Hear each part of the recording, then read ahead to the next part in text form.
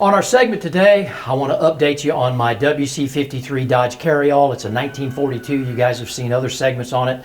Again, the bodywork's all done. We now have it all disassembled, and what me and my buddy are doing right now is we're redoing all the differentials. This happens to be the front one, and this thing has already been out. We've already replaced the hog head. We had to put a new ring and pinion gear in that thing. Again, I'm not going to get down into weeds and show you all that. A good website to go to is G503. That's Ron Fitzpatrick.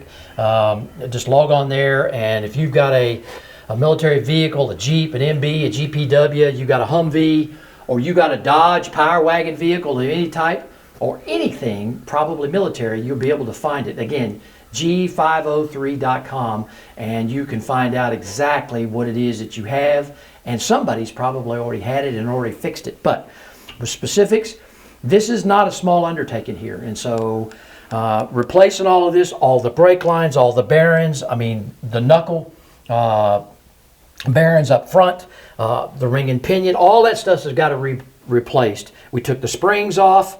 Everything will be redone and repainted. The hubs are off. All of that stuff is going to all be redone, and I'm going to show you on later segments. But again, a little bit more about the 1953 Dodge WC53 Carryall. This vehicle here, they were estimated less than 7,000 of these made. Again, one of the key pieces of these were a command and staff car.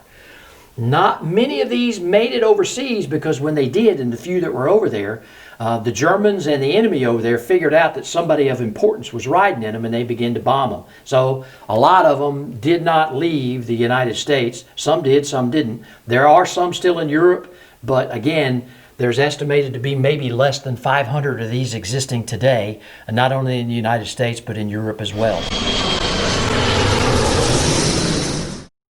Again, the 1942 Dodge WC53 Carryall, okay?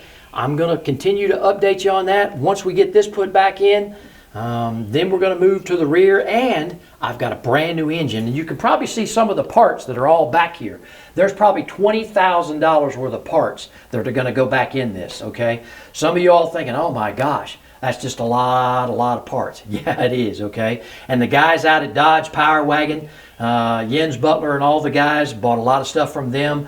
John Beisel from Midwest Military up in Minnesota.